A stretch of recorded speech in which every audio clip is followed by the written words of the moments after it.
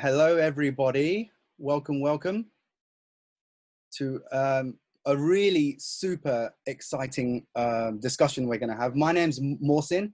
I'm a denim designer, and I'm joined by some amazing people. We're very lucky to have them, and they're all very busy people. We got Sue Barrett with us. We got Miles Johnson, Marlene. We got like Janelle from White Weft, Zanura from Orta. We got sort of fabric specialist, sort of like Kavita with us, and Laura Dixon as well, and amazing cotton expert Marzia with us. We're all going to be having a really nice and quite interesting discussion about hemp history and its challenges going forward. So I was very lucky. I did a presentation similar to this maybe back in like February for the guys at BlueZone, and actually I was very disappointed to find out that it wasn't at all like recorded. So many people were asking me for the slides for this presentation, and I thought rather than sharing the deck, it would be nice to recreate this again and get some of my friends on, as well as one or two of the people that were on the panel.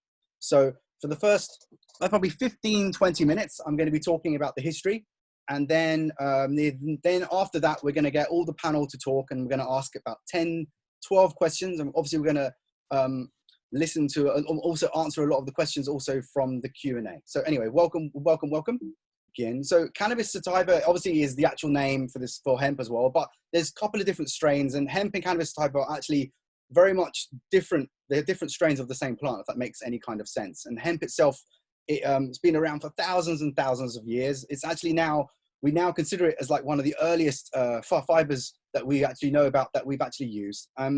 It's been, it's been documented that we've been like using it for more than 10,000 years, and archaeologists have found it all over the world, from all the way to like Mesopotamia in like Iraq, and especially in like Europe from about 5,000 years ago or so.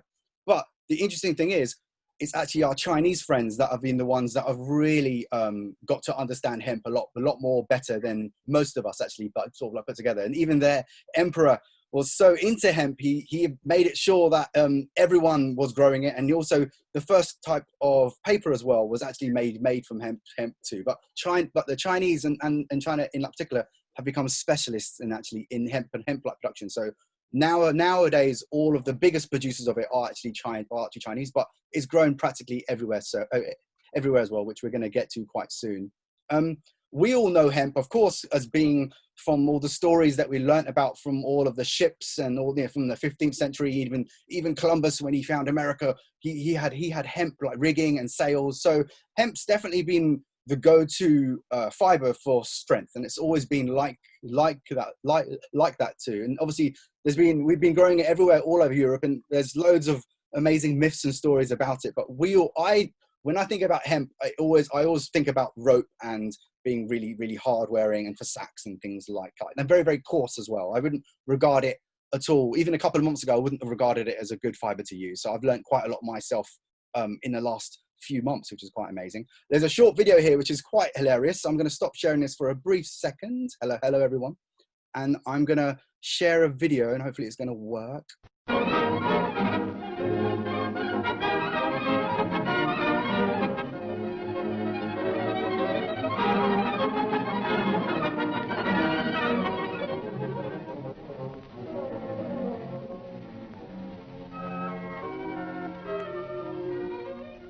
Long ago, when these ancient Grecian temples were new, hemp was already old in the service of mankind. For thousands of years, even then, this plant had been grown for cordage and coarse cloth in China and elsewhere in the East. For centuries prior to about 1850, all the ships that sailed the western seas were rigged with hempen rope and sails. For the sailor, no less than the hangman, hemp was indispensable. A 44-gun frigate, like our cherished old Ironsides, took over 60 tons of hemp for rigging, including an anchor cable 25 inches in circumference.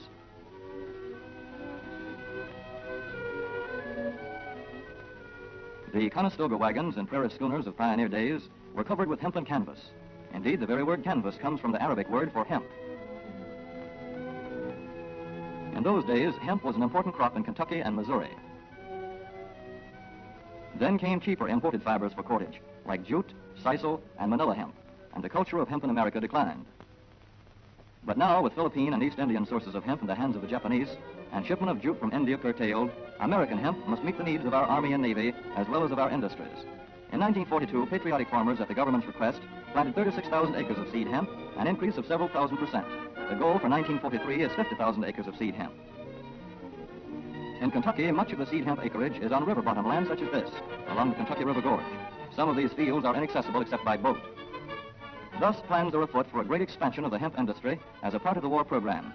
This film is designed to tell farmers how to handle this ancient crop, now little known outside Kentucky and Wisconsin. This is hemp seed. Be careful how you use it. For to grow hemp legally, you must have a federal registration and tax stamp. This is provided for in your contract. Ask your AAA committeeman or your county agent about it. Don't forget, hemp demands a rich, well-drained soil such as is found here in the bluegrass region of Kentucky or in central Wisconsin. It must be loose and rich in organic matter. Poor soils won't do. Soil that will grow good corn will usually grow hemp. Hemp is not hard on the soil. In Kentucky, it has been grown for several years on the same ground, though this practice is not recommended. A dense and shady crop, hemp tends to choke out weeds. Here's a Canada thistle that couldn't stand the competition. Dead as a dodo. Thus, hemp leaves the ground in good condition for the following crop. For fiber, hemp should be sown 5 pecks to the acre. With drill, the closer the rows, the better. These rows are spaced about 4 inches. This hemp has been broadcast. Either way, it should be sown thick enough to grow a slender stalk. Here's an ideal stand. The right height to be harvested easily, thick enough to grow slender stalks that are easy to cut and process. Stalks like these here on the left, they yield the most fiber and the best. Those on the right are too coarse and woody. For seed, hemp is planted in hills like corn, sometimes by hand. Hemp is a dioecious plant. The female flower is inconspicuous, but the male flower is easily spotted. In seed production, after the pollen has been shed, these male plants are cut out. These are the seeds on a female plant. Hemp for fiber is ready to harvest when the pollen is shedding and the leaves are falling. In Kentucky, hemp harvest comes in August.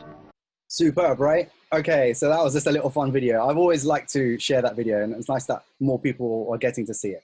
So let's go back to the presentation now. So anyway, so hemp demand, obviously, going back a little bit more about history again. Obviously, we know it's been used a lot for the military, and obviously you heard in that video as well, the Americans, you know, all of those early prospectors were actually also using hemp as well. So hemp's definitely been used in America much earlier than the 1870s, especially from some of the evidence that we've seen. But we know from our European sort of history, Henry VIII actually made it law that everyone had to grow hemp. And hemp was so popular, especially in Europe and especially in like England. Every single county in the UK actually grew hemp. And even there's parts and there's names of certain areas which actually like relate to hemp, being the most popular being Hampshire, actually named after hemp, which is quite amazing. I never ever actually knew that. But obviously in the 1920s, hemp became a really bad rap. There's lots of stories and there's loads of reasons because fight. And hopefully today we're going to analyze some of these reasons as well. But there was a lot of propaganda about hemp, and obviously hemp and cannabis, and you know, they were linked as well. So everyone kept on like reverting to the wild orgies and really funny stories, and all of the ad campaigns around this are all amazing now, especially for graphic designers or anyone who's using hemp. It'd be great inspiration. But it was roughly in the 1920s that actually a lot of cotton people and a lot of other people started to do a smear campaign against hemp as well. And then obviously, but we all know that the fiber itself has been popular for many, many years, but it's only until the 80s that we actually started to come up with different ways of spinning it. And up until then, we always reverted to the older style wet spinning, which we're going to go to quite soon. But let's just go through a little bit of that now. So the actual fiber that we get hemp from is not from any of the leaves or anything. It's actually from the stalk of the actual hemp plant. And you saw the size of those stalks. They're the size of that gentleman or a bit higher, maybe 8 to 10 feet. So it's quite a foot, sorry. So quite amazing. And that we call it a bast, like a bast fiber or blast of fiber. And it's very, very, very, very rigid as well. And obviously it's got organic glue in it as well. So there are some processes which some consider that aren't really good that you have to do to extract the actual fiber. But the interesting thing about it is pretty much every part of the plant can be used. And there's a funny, you know, even Miles, bless him, Miles like Johnson sent us a video in our group about I think there's one of his like Patagonia videos, and explained there's over 50,000 uses for the hemp plant. And pretty much, yes, this kind of sums it up. Everything from the roots to the leaves, of course, and then of course the bit that you can use for the fiber as well. So there's not much actual wastage. But we know it's been around since the 1700s, and it became a really dominant player. But obviously, cotton as well came into its own roughly in the same little period, and it came in, and people actually started to revert to cotton because it was slightly more easier to harvest, and it was a lot more soft, a lot more softer. So of course, it became a more like luxurious yarn to use. So hemp started to like decline as well. But then let's go through that. The staple hemps, like hemp's actually got a lovely long staple as well. That's why whenever you come across any kind of hemp garments or any kind of hemp fabrics, it's got a really nice slub pattern. It reverts back to fabrics that I keep on seeing from the 1800s. So that's if it's the wet spun quality. And obviously with cotton, we know cotton's been like genetically like modified a lot in the last 100 years or so. There's still some amazing longer strains in parts of China and Africa and Pakistan and India. Obviously, cotton's interesting. It's got its own story of how it's been processed, and especially how it's been changed throughout the time. I think Michael Allen Harris has done a couple of slides and presentations about how much cotton's been like genetically sort of modified. But this conversation is not about cotton. But it's interesting to see that the fiber lengths as well, they can be quite similar, but you just have to know what you're doing. And all of these denim mills and mills that are experimenting with hemp are trying to get it so it's as soft as possible and not as slubby. But a person like me who's very much into very organic and natural looking fabrics, I prefer the more wet spun look.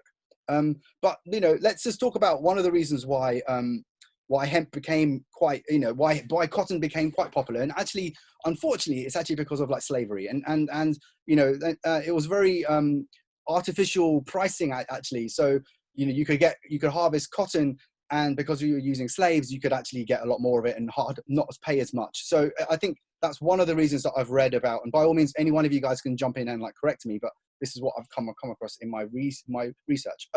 Hemp can grow in pretty much any climate. I've been told that it can't grow in very, very hot climates, but pretty much any of the northern hemisphere places, especially in America, they say they can grow in every single state, which is quite remarkable. And of course, it's been grown in Europe as well, in parts of Asia. And I know some of my Asian friends are saying that they've actually started to grow it in Pakistan and other places as well. So it can be grown anywhere. You just have to know what you're doing and be really on it.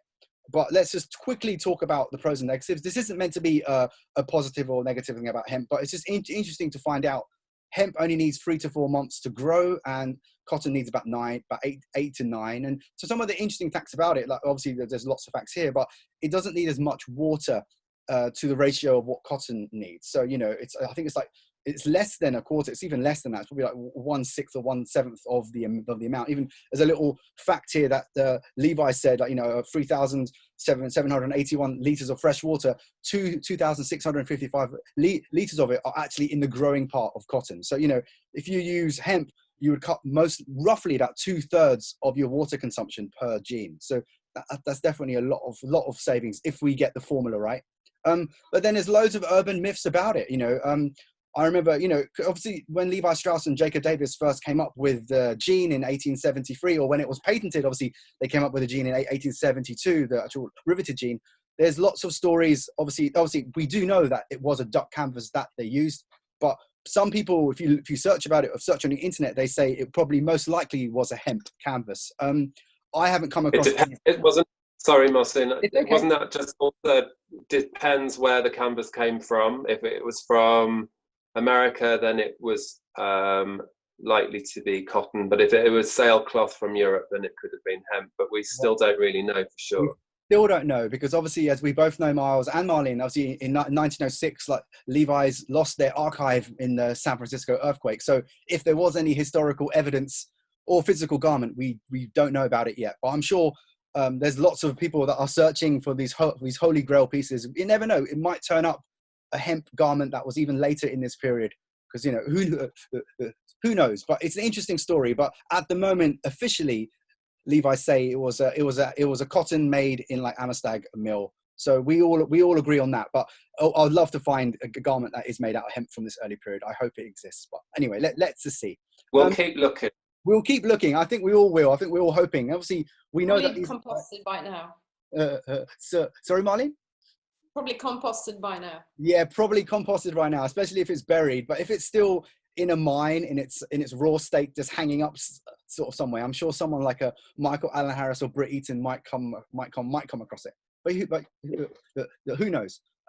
So hemp production itself, let's just quickly touch upon this as well.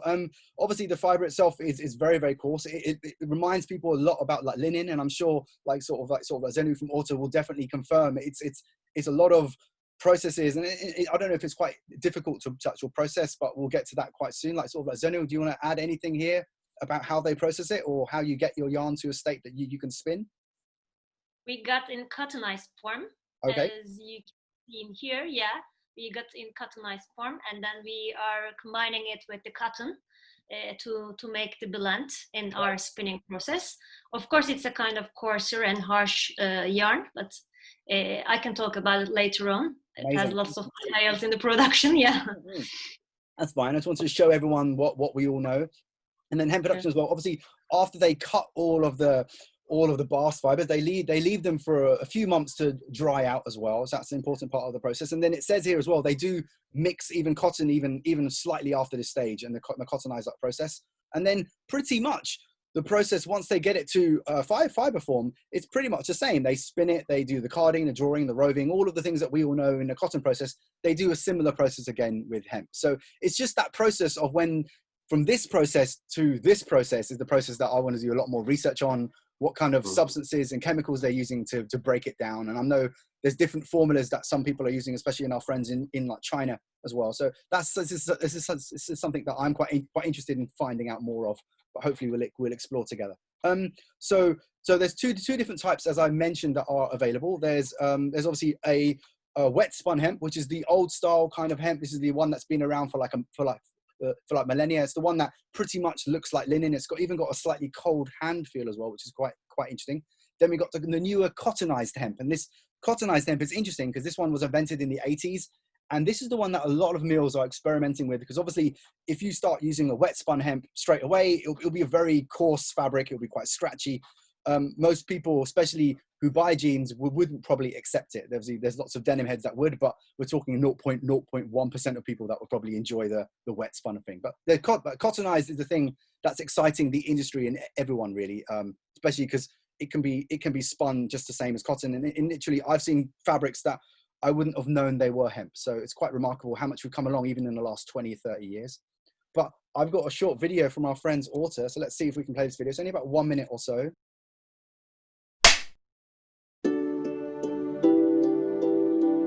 This is Gen H. It's the brand new outcome of technology, biology, and mostly nature. In other words, a combination of our latest technique and the oldest fiber used by mankind. Hemp is a sustainable raw material, environmentally responsible and biodegradable. Hemp requires much less water, grows very quickly, and uses minimal nutrients from the soil. It requires no synthetic fertilizers or GMO seeds. For over 6,000 years, hemp has been a miracle crop, and at Ulta, we believe it will be again.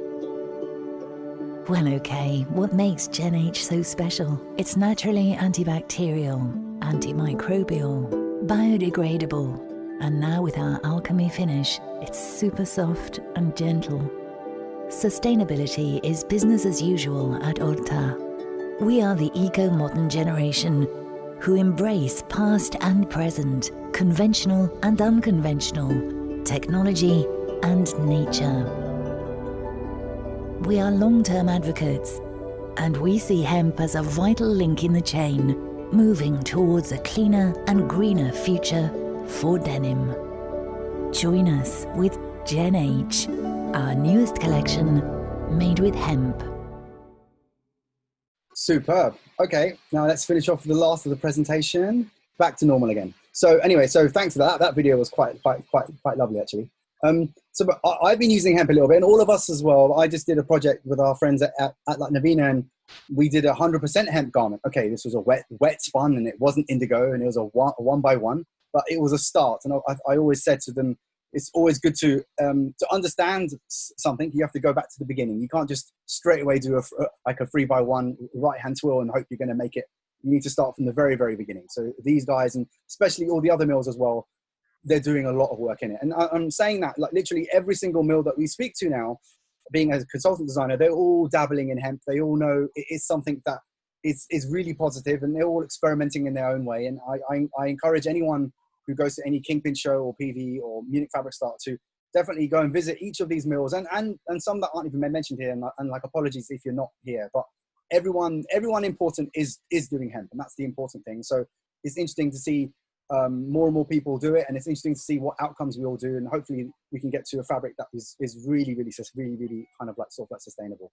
But let's welcome our panel guests now. We're going to do we've got 12 questions, and it's super duper exciting. So just to remind everyone who's actually with us here, we got Sue Barrett from Denim Forum. We got Miles like Johnson, ex Levi's, ex or Patagonia, amazing creative like director. We got Marlin as well, superb denim specialist, worked with so many amazing high-end brands. We got like Janelle as well, who's helped so many young brands, including Black Horse Lane and like loads of other people, and actually consults as well. We got like Zenu, who's an amazing textile engineer, worked at sort of like Orta.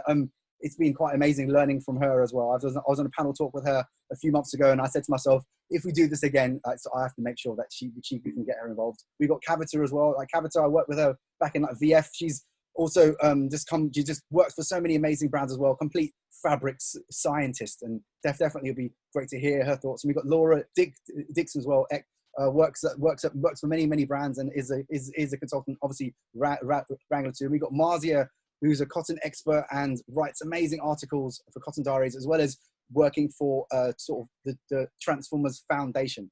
So welcome everybody. Thank you so much. And I've got a list of questions here, and this is a very conversational type thing. Don't worry if I put you on the spot. I'm not here to make anyone look bad, but it's just important to see, let's just get something positive about it, and especially all the people that are watching this panel. Obviously, I can't see any of the questions at the moment, but I'll definitely get to them at the end. But let's start with question one.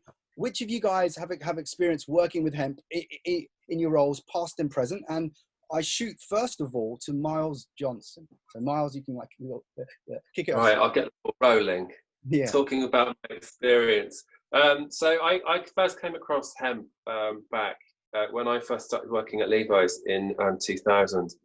And it's when they first brought out the Levi's Reds collection, and it was a hemp blend denim, and I hadn't seen anything quite like it before. So it was really exciting, not only the look of the product, but also that they had chosen to go in this direction as a fabric. And it was all based on the possibility that maybe hemp had figured in the very, very early days of the Levi's brand, and it was considered to be ultimately a very, very strong fabric. It dyed beautifully, it did all these amazing things that we're going to talk about now. But so that was the start. And then because I worked with Levi's Red while I was there, it also we kept that tradition. Every time we came up with a new concept for that line, we'd kind of start with how we could try and include hemp as part of the fabric content. And then when I went to Patagonia had already got quite a long history in working with hemp with a lot of their summer breathable, lighter wear clothes. But then we started working on a workwear line, which we decided that we were going to center hemp. And we put hemp right at the center of all of the fabrics that we were going to do for workwear, again, based on the fact that it's so strong and so durable compared to cotton. And also we were blending it with cotton for that ultimate kind of like hand feel. And using filament Dyneema in with it as well. Nice. But then they were also going on to, like, the technical teams were looking at hemp because it is so regenerative, and using that as a technical fibre as well with a lot of the ranges there. So I love it. I want to use it. I want everyone to use it. I want to just talk about it so much and really promote it as much as I can, because it really truly is a miraculous plant and fibre.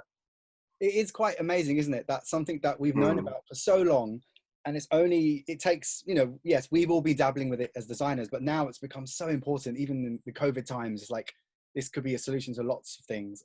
So jumping on now, have we got Marlin as well? Obviously, you've came up, you've made sure, you said to me, I would like to definitely answer this question as well. So let's hear from Marlin now. Well, I think, yeah, I mean, I was also at Levi's in 2000, and obviously it was the year after they released the Levi's Red, and I just remember starting there and just loving what they did and what Rick and Tom and the team had worked on together with the fabric team that worked on this fabric. It was such a beautiful fabric, but it also mixed with the natural indigo of it, and I have a lot of the garments from that time, and it wears beautifully. I mean, it's so soft, and I think that's what I miss in the new things you see today that's been developed. I did also work when I was still there in 2009. We worked on the 10-year anniversary collection, which was it was a spin-off on the re-engineered. And we used a different type of fabric, but it wasn't a natural indigo anymore. Do you remember, Miles? It was more of a, it was quite a dark red cast fabric, but the fabric had really nice slubs and it had quite a different feeling to it. But it was very nice to wear, and it was still that sort of hemp look. I think it was more the wet hemp because it had much more of the slubs. I actually used this same fabric when I was at Okini. So back in 2002 or 2003, I think even I've got pictures of Miles coming to that party. Actually, I've got a young Miles. I've got evidence of Miles looking young, like a baby. And we used this fabric on our Timothy Everest collection as well. I think it was leftover denim fabric from Levi's, and somehow the Okini guys got, I'm not joking, about 50 rolls of it. And I found a roll of it in my studio. I've got about 10 meters of that original fabric here. It's absolutely amazing. It is amazing. I was such a nice boy back then. I was given about 20 rolls of fabric at Okini, and I left it there. When I left the company, I left it there. It doesn't belong to me. God knows what happened to it. So, I nowadays I'll just take a roll home if I've had opportunity. But it's just funny. I was just really, really nice back then. But anyway, moving on. Yeah, that fabric is amazing, and I've got garments in that same fabric as well. Laura, and let's start with sort of Laura as well. She wants to make sure that she gets her bit in about this as well. Yeah, I've only really dabbled with hemp really quite recently, and to be honest, I've only really used blends that have been around 20% hemp, 80% cotton. So I'm really excited to see where hemp is going in the future and how we can increase the hemp amount. Because it'd be really good to get a higher percentage in these fabrics. So yeah. The quality that I believe Miles and Marlene used, and the one I used especially, was actually a 40% blend. So it's 40% hemp spun, from what I remember. Zenu, have you got anything to add here about your experience with working with hemp, past and present? Sure. First of all, thanks for having our romantic video. Of course, we had previous examples with hemp, but especially last 3 seasons, we are focusing on hemp more. With using the eco-wise new ingredients for us. Actually, we are celebrating a kind of sustainability and minimalism at the same time. So that's why I really like hemp fabrics. And as we underline in the video, it's a kind of outcome of both technology, biology, and nature. In other sayings, it's the combination of the latest technology and with the oldest crop used by mankind, which is hemp. So that's why it's quite exciting input for us. And apart from that, actually we also combined hemp with CBD too, because it's also a quite remarkable ingredient, especially last 2 years.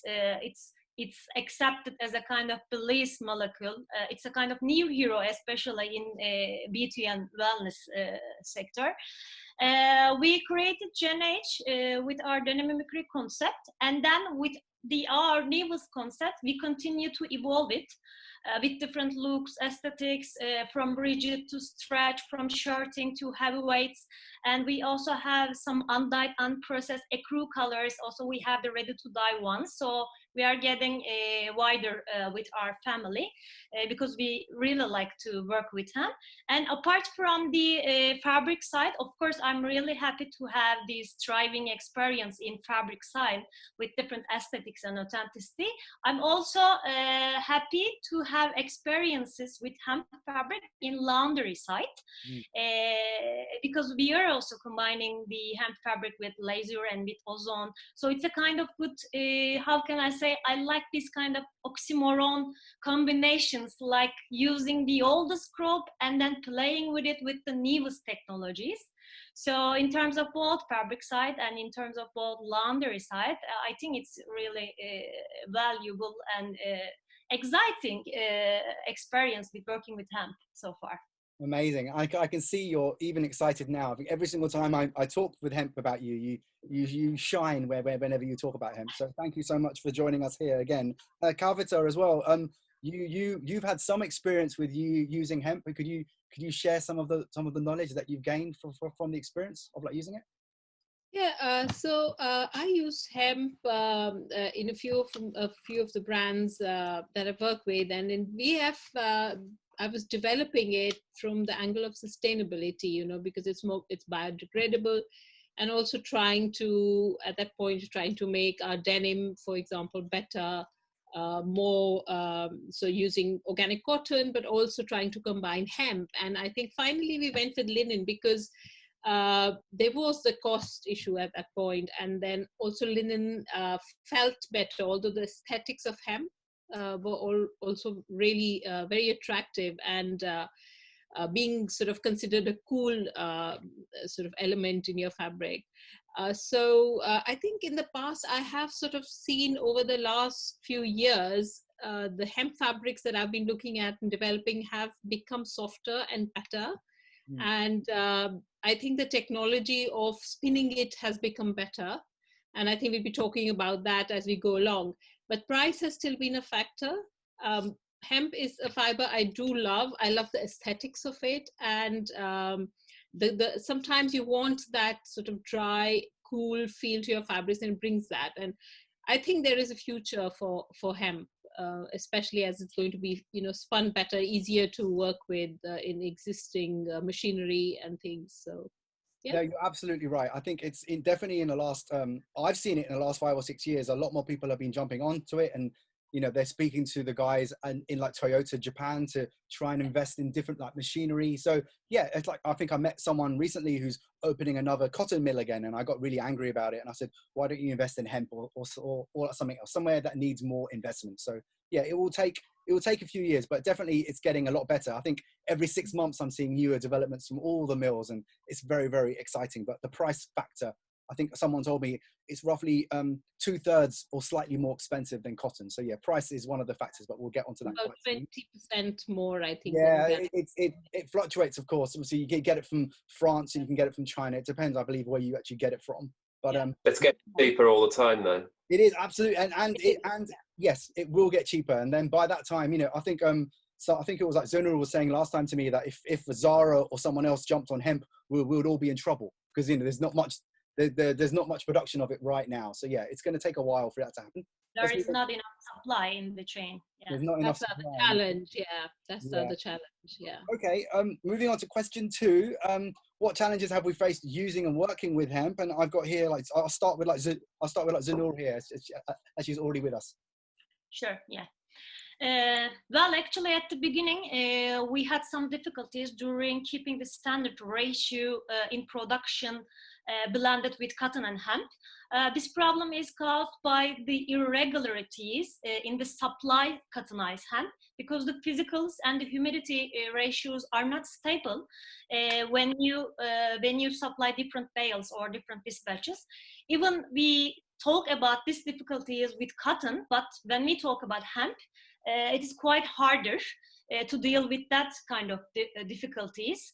And on the other hand, as you know, hemp has higher absorbency than cotton, higher water absorbency than cotton. That's why it's really hard to open the bales at the beginning of the process before spinning. So the cottonized hemp is coming to us almost in a felt form. Also, I have some examples in here. Even you can understand and see how harsh or how stiff or scratchy they are. And also I have cotton in my other hand. It's so soft. So that's why, in order to overcome these kind of problems, you need to arrange your pre-treatments. That's how we overcome these problems. And on the other hand, the fiber, the staple length distribution in the yarn, in the cottonized hemp, it's not staple. It's quite different. There are too long and too short fibers at the same time, which is not good for the spinning performance also. And as you know, as you also said, hemp has rougher feeling, rougher touch than cotton, which is another challenge with spinning the hemp. And in order to prevent these problems, you should be focusing on both pre-treatments and also your finishing steps. On the other hand, it has, since it is the stiffer, the scratchy, and the sticky, it has the sticky feeling. When you weave it, you can direct this bad feelings to the fabric. So in order to prevent this feeling, which is not skin friendly, we applied also our alchemy finish to make the softer fabrics, and with the help of this finish we obtain gentle and super soft fabrics at the end, together with the anti-pilling and the anti-wrinkle properties. So the finishing steps are quite important when you are dealing with hemp. And on the other hand, you need to decide your mixing ratio in the blend. How much cotton you want to use, how much hemp you want to use. And we decided to keep this ratio in the wiser amount. The aim shouldn't be the increasing the hemp without control, because there is not enough supply for that. And then every time when you supply different bales and different dispatches, you need to discover all of these troubles again and again. That's why if you arrange your mixing ratio from the beginning, and if you focus on your pre-treatments and finishing levels, at the end of the day, it is possible to obtain niche products without compromising from its authenticity. Because also what we want to obtain in here, we don't want this authenticity that's coming from the cottonized hemp, that's coming from the nature of the hemp. And on the other hand, the ratio, why the ratio is quite important, because we want to create with long-lasting products, with more durable products, with comfort and wearable aesthetics also. That's why these were the troubles, these were the problems at the beginning. But while when we focus on the pre-treatments, finishings, and the finding the optimum ratio in the blend, we overcome all these problems. Wow, thank you so much for sharing that. That's all priceless information there that you've given us, and I really appreciate that. Let's jump on to Miles again. Miles, you highlighted that you had some challenges like using it, especially. Yeah, well, I mean, going back again to that beautiful red fabric. I mean, I was talking to Alicia Donnell the other day, who, as many people know her in the industry, you know, she was very responsible for creating that fabric. And when we talked about it the other day, she was telling me that, you know, the nature, if you can't just use hemp in the same way as you would do cotton. And I was always told that, you know, hemp is a very kind of like straight, long fiber, as you said before, but cotton, if you imagine and simplify it, it's like a very sort of frizzy type of yarn, almost in a way.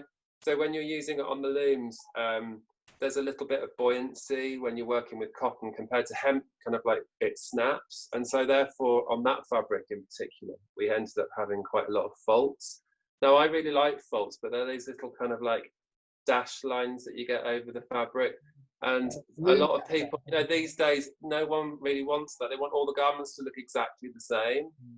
And so what happened back then was we had a lot of waste, which is just horrible because that sort of goes against the whole philosophy of hemp. But, you know, it did mean that we ended up having to cut around it quite a lot, and a lot was thrown away, and we had to send it back. And it's like, well, actually, it just needs handling in a different way. And I think we need to work out how to, if we're doing blends or if we're just doing 100% hemp or whatever, it's about learning about it and about handling it. And obviously, you know, wet spun compared to cottonized hemp, they're two completely different things. Yeah. And I know everyone desperately wants to get hemp soft, but actually I sort of go against that sometimes. And I quite like fabric that doesn't start out as soft, because I think, you know, there's things that you can do to it afterwards, not sort of pre yarn, but yeah, it's not, I mean, you know, it's not that easy, and we're relearning. I mean, we're sort of coming back to hemp after like 100 years of not using it, but you know, we've had like thousands of years of using it, and now suddenly we're like, oh no, we've got to use hemp because we've got to save the world, right? And now what do we do with it? So you know, we're challenged again with something which we've sort of lost touch with. Yeah, absolutely. It's something that we're all having to relearn again. That's exactly right. Like, cotton's been used for, you know, so many people have been engineering cotton, you know, especially since it was, you know, cone mills back in, like, you know, 1915 when they started doing stuff for like Levi's, and ever since then those guys have pretty much reinvented half of the things that we know about how to spin cotton and all the machinery. But all of that industrial revolution, it has to happen for hemp, and it can't just happen automatically overnight. So you're absolutely right. There's still a lot of learnings that we need to do, especially on the hemp part, especially on the spinning part as well. Kavita, have you got anything else you need to add here? Obviously, you've covered quite a lot on the first question. Maybe you want to add anything here as well? Just that I think, yeah, there is a great future for hemp. It doesn't sort of necessarily have to be at loggerheads with cotton, as you was saying earlier as well, but maybe the industry can get back to it, by bringing it in as part of the blend, maybe, which I think looks like the way it's going to go. Yeah. Because I think there are immense advantages for the environment as well, because I mean, you use, say, about, I think 130 liters or so of water to make 1 kg of hemp. And that's like, you save a lot of water. If you put even 30% of hemp, say, in a cotton fabric, you're saving 2/3 of water over there. You know, so I think there's a great argument at the moment, I think, which needs to be made in that. Absolutely right. Marlene, have you got anything you want to add to the challenges you faced using hemp for some of the brands that you've worked with? Yeah, I mean, I think I agree with Miles, because I think the beauty of hemp and is the faults, and I think it's quite nice, but it doesn't really work. It's very difficult because it would just be picked up as an issue for the customer who doesn't understand it, or it's a slightly different, because it's not cotton, it has a different hand feel, it feels drier, and it just looks different. But I mean, I think there's beauty in the faults, or the natural look of hemp, whether it's a fault or not. But I think that's why the cottonized hemp could probably be an easier way of getting it into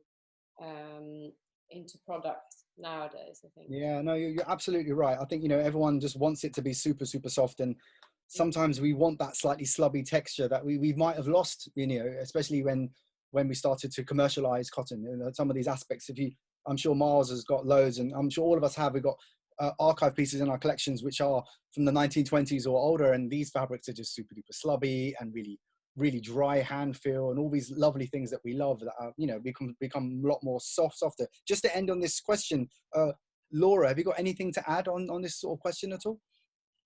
Yeah, I mean, like Marlon said, the hemp blend fabrics at the moment, they have a tendency to be a bit neppy. They're quite stiff in the hand feel, not so soft.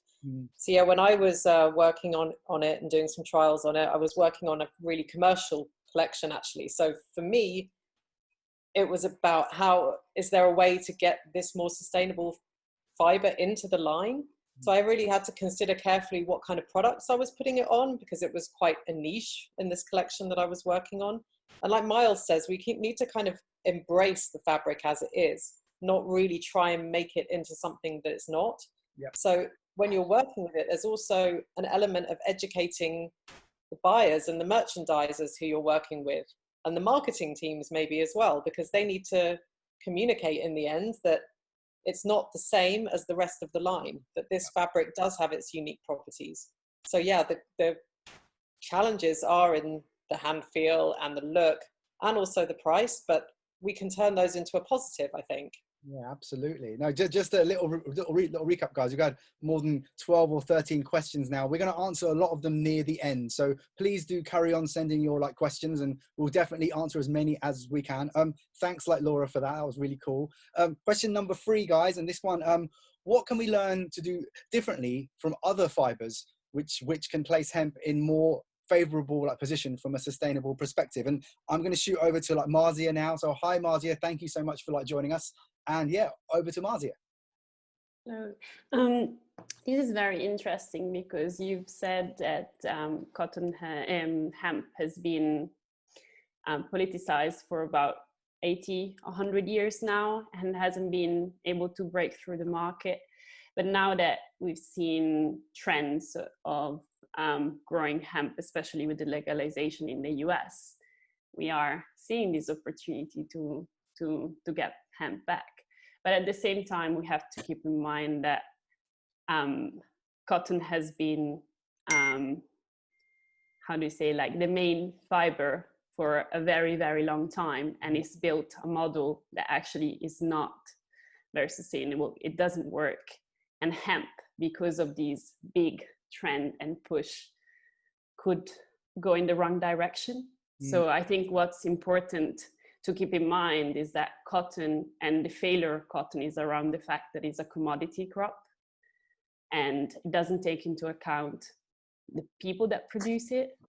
And so I think from a sustainable perspective, especially from a social perspective or the farmer's perspective, we still need to ensure that it doesn't go towards being commoditized. And I think that's, for me, would be a key aspect.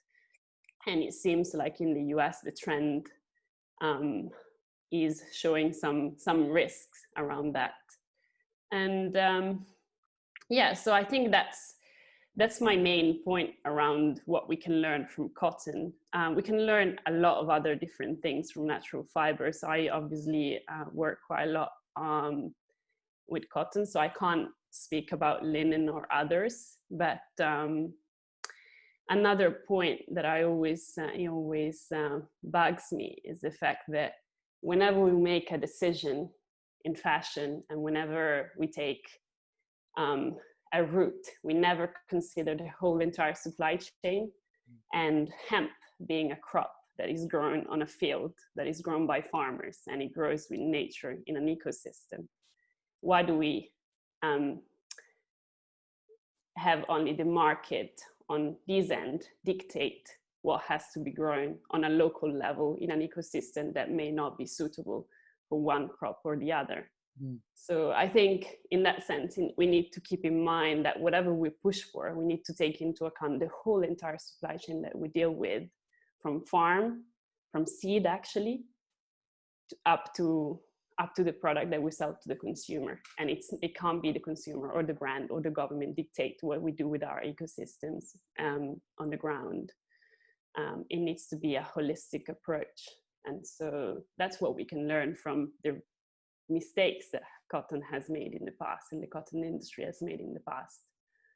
So yeah, I don't know if that makes sense. No, it makes total sense, and thank you so much. Your input is very much needed, and you're absolutely right. We've made a lot of mistakes in the last 200 or so years, especially regarding cotton and how fast fashion and everything. So we can learn from those, especially when we start coming up with newer systems regarding hemp production, how we can do it slightly better, or the models, or how we harvest it, or whatever. So definitely there's a lot of learnings that we can learn, and hopefully the right people who decide to use hemp and start to push it a bit more. People like Orta and all the rest of it, and even Candiani. There's loads of amazing people that are going into it in a really big way, and I commend it all.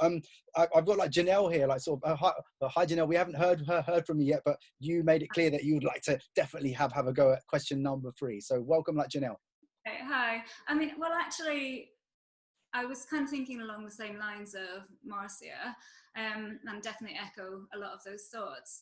I think hemp is very justifiably being presented as a great miracle fiber, you know, for its potential as a regenerative crop, for its ability to solve a lot of the problems that we have with soil. And yeah, I'm absolutely a huge fan of hemp, but I would say that we have learnt a lot and done a lot of hard work recently on our cotton supply chains. And I just really encourage people to, if they're buying into a hemp fabric for sustainable reasons, to apply the same due diligence to checking out their hemp and where it's come from and all the levels of the supply chain. Just like Marcia says, for social reasons, to ensure that labour conditions on the farm, for example, are fair. Yeah. But also, you know, there are stages in the hemp process. The fibre is really regenerative, but there are stages that we have to be careful about as well. So you mentioned, Mohsin, about the kind of middle stage where the fibre is extracted from the stock. The retting phase, and sometimes that can be done in a really natural way where it's laid in the fields in the dew and no kind of extra inputs are needed. Sometimes it's done in tanks of water, and you want to be sure that the amount of water that you're using is controlled, that you that the water is being cleaned and not going into, because historically there's a problem with contamination of local ecosystems from this retting process in linen and in hemp. So I think I just encourage people that we need to be asking just as many questions about our hemp as we are about our cotton. And yes, like the benefits of hemp are huge. I mean, its potential for carbon sequestration is massive compared to cotton. And actually, I'm told, I don't know if somebody's got more scientific facts, but I heard from a hemp farmer recently that an acre of hemp can sequester 25 times more carbon than a forest on the same landmass, which is like huge and really exciting. It can really improve our soil by breaking up compacted soil. It takes contamination and heavy metals out of the soil. So, you know, there's so much benefit that hemp can do for us, but we just have to be just as studious and just as demanding of transparency in the supply chain of our hemp as we are with cotton now, as many of us are with cotton. We're still not quite challenging enough sometimes. Okay, well, thank you. I think that's more or less the point I wanted to make on that. No, absolutely spot on. I learned so much from both of you two. And is there anyone else from this group who wants to have a go at this question before I move on to question 4? Anyone else wants to say anything? So I guess that's a no. So off to question 4. What excites us about hemp and what are the benefits of using it? I think you guys have slowly touched on this as well. And let's just jump on to Miles this time. Miles is keen to talk. Do you mind? I mean, this is really awful, but I mean, you know, because they always say, you know, there's like 25,000 things you can do with hemp, and of course there's not. So that's a wild exaggeration. But I'm sorry for sort of reaching for my piece of paper, because I do have to write down some of the things that I know it's really good for, and it does. And this isn't, you know, this is a hemp versus cotton conversation, but when you start to work with it and you start to really look at all of the things that it's good for, I mean, it is amazing, right? So it's easy care, temperature control, antibacterial, antimicrobial. It naturally wicks, so it has moisture management. It's compostable, it's strong, it's durable. You can make hempcrete out of it. It's anti-flammable. It grows like a weed in 0 to 3 months. You can get 3 times more per acre than cotton. It requires no pesticides, no chemicals. It's drought tolerant. You can take oil, plastics, CBD can come from it. Pharmaceutical industry is using it for not to cure, but to help terminal illnesses like Parkinson's, epilepsy, cancer, depression. I turn the page. Wow. It grows in so many different climates. It's regenerative. It can be harvested using existing harvesters. It's weeds can't compete with it. I mean, I can go on. I mean, because I'm sure other people want to speak too, but like, it is amazing. Is it to be true as well? It's like, is it really? Well, I haven't been using it before. That's the funny thing that I always say to myself, going, I know, right? It's like, where's it been hiding? Well, it's been hiding because everyone thinks it's a drug. I mean, I mean, we'll talk about that in a minute, but I mean, it's amazing that we suddenly have this thing in the world that can do all these fantastic things, but we know so little about it, and it's so misunderstood. Yeah, absolutely spot on. I've got 2 or 3 people here that want to talk. Like sort of like Janelle, do you want to add anything to this conversation? I'm really excited about the potential for local textile production, and I know we're a million miles away from that being anything really scalable because we're missing so much infrastructure. I think hemp farming is increasing in the UK and Ireland, but it's most of it's going into seed and CBD industry, so we're quite far from that. But I think eventually we'll get. I mean, there are some small holders making some hemp fabrics in Cornwall and Norfolk and places like that, and I just think that's so exciting and so important to see a textile being grown in our community again, and even on a small scale. These small projects are really small but mighty in their importance and significance because we've become so detached from where materials come from and how they're made. Yeah. And you know, if kids start to see textiles or fibers growing in fields again, then maybe we start to build more of a connection with things and where they've come from. And I think that the distance between us and where our clothing is made and where it comes from has a lot to do with the mindless and the heartless consumption that we've become accustomed to, because we don't know people that grow textiles and make textiles. We don't know people that make clothes anymore. So yeah, I think that could be a really important tool in changing the mindset that we have about our clothing. Absolutely right. I've got like Zanora here who wants to probably say something, and also Laura. So we go with you first. I was going to say that. Can I just jump on? Yeah, no, you're on my list. Yeah. Yeah, never end with the positive examples. Since it is cleaning the heavy metals, hard metals in the soil, there is an example that even after Chernobyl, they firstly grow hemp in order to clean the soil. Then they grow whatever they want. So with this example, it shows that it's really cleaning the soil, and also it supports to biodiversity in the soil, which is positive, which is very important for mitigating climate change. And on the other hand, thanks to its strong roots, it's said that it helps to prevent erosion also, which is also quite important. And on the other hand, I'm totally agree with Miles and Janelle and with the other guys. The most important thing is questioning where you supply the hemp from. That's why for the beginning of the collection, we tried lots of different suppliers. And at the end of the day, nowadays we continue with suppliers in Europe, and we know that they are the part of the Commission, which is called European Hemp and Flax Commission.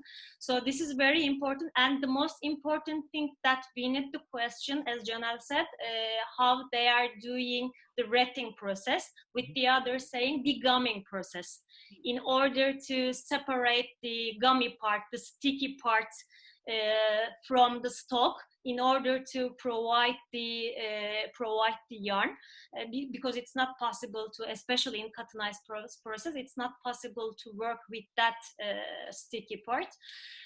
So this retting process is quite important. That's why we are also focusing on filed retting. They are leaving the stalks on the file, and then they are waiting up to 3 to 6 weeks according to the temperature and humidity in the air. So at the end of the day, then they are going mechanically defibering. So this kind of processes are quite important to focus on. I'm totally agree. There are, even with the cottonized hemp, even we are saying that there are limited sources. Of course, there are more sources, but it's very important to question, especially these parts.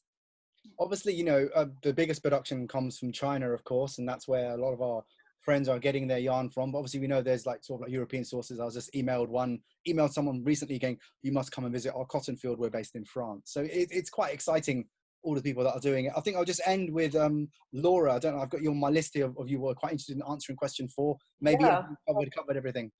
Yeah, I mean, you guys have basically covered everything already. Like Miles said, you can make so many different final products from one crop of hemp, from using the seeds as a superfood, the CBD. You can make bioplastics, you can make paper. So if you think about the components of a pair of jeans, you can use the fiber not only in the fabric, but you could also make the buttons out of the bioplastic. You could make the hand tags, the labeling out of paper that's all produced with hemp. So there's quite a lot of different parts of a denim jean and the denim industry that you could use the hemp for. And then, yeah, in terms of it being a crop that's pretty sustainable, we've talked about how it doesn't use so much water, how the roots, indeed, they can detoxify soil. So there's a great opportunity to be able to farm it on land that up to now is not usable for anything.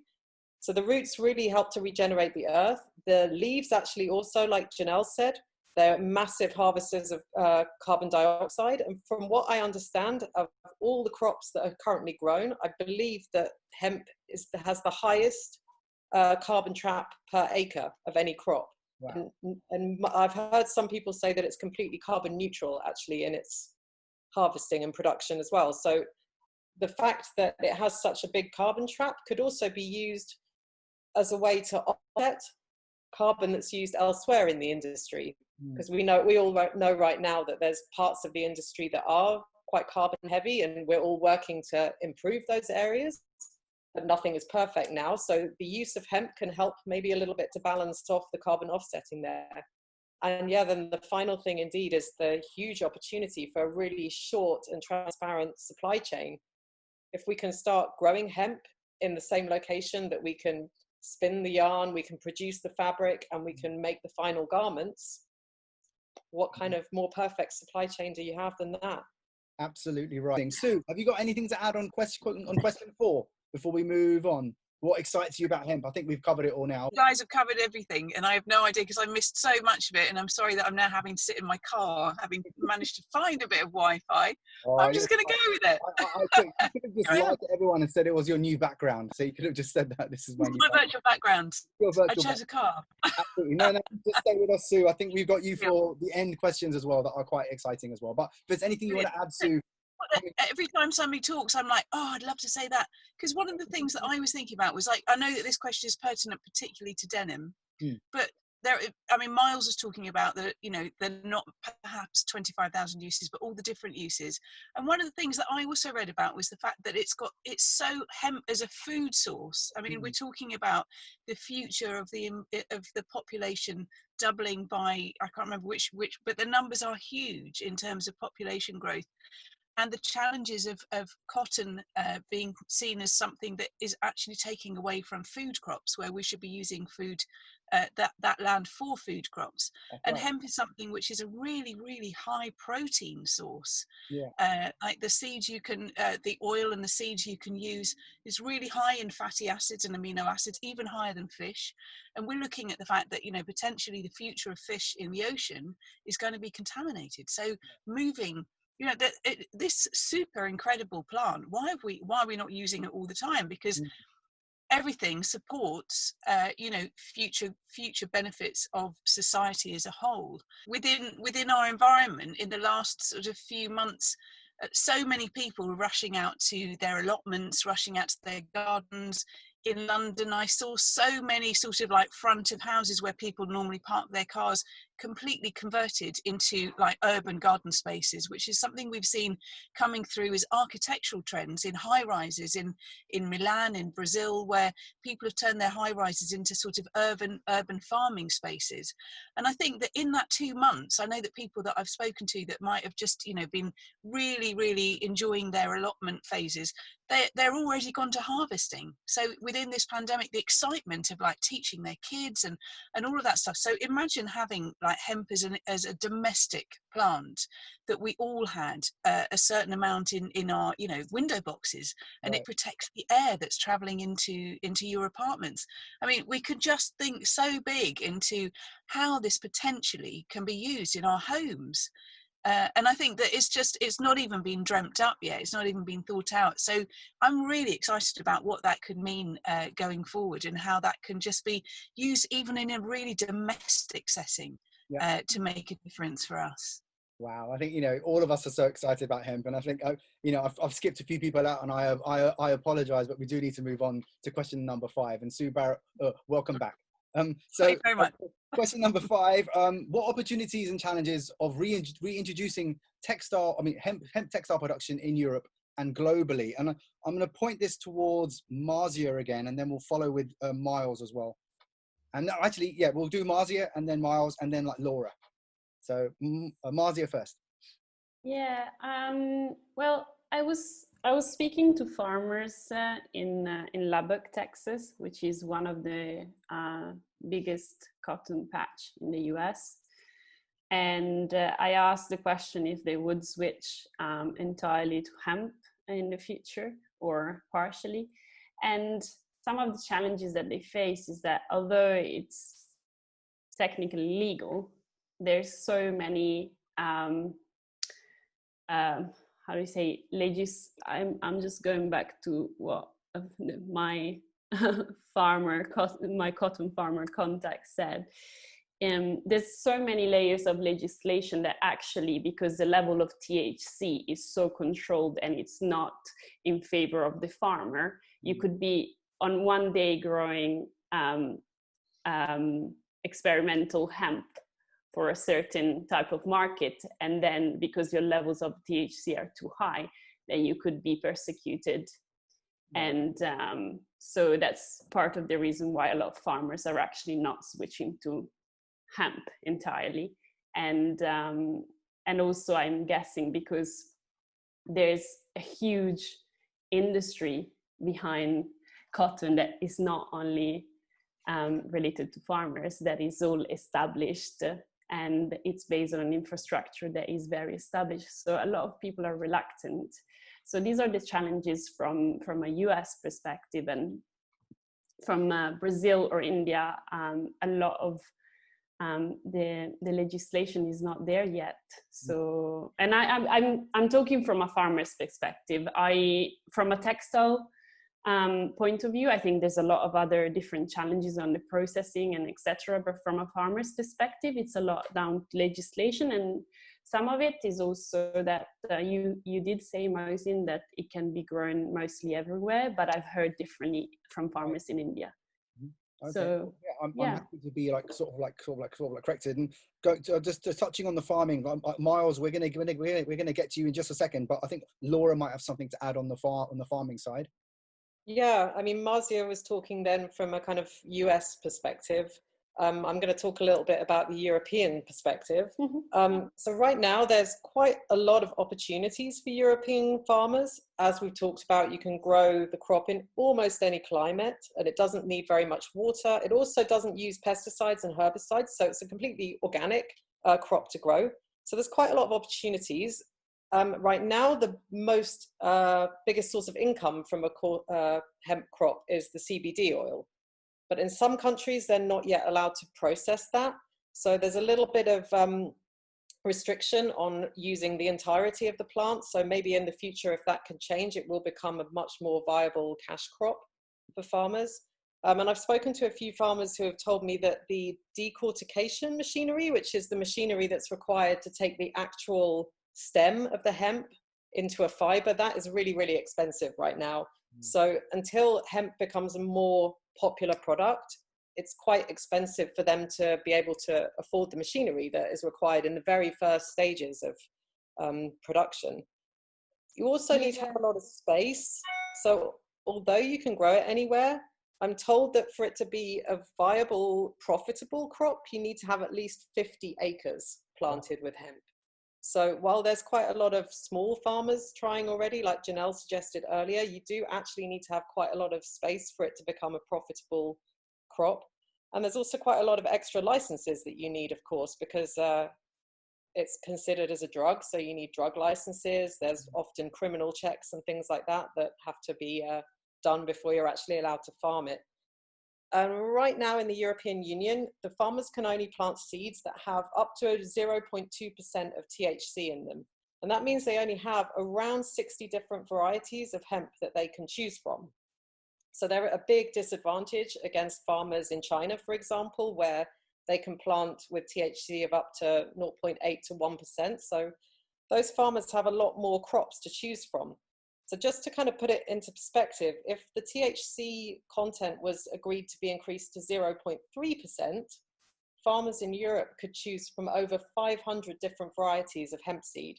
And that would mean that there's a lot more to choose from in terms of crops that have better disease resistance, they have more robust fibers, and also have shorter periods in between harvests.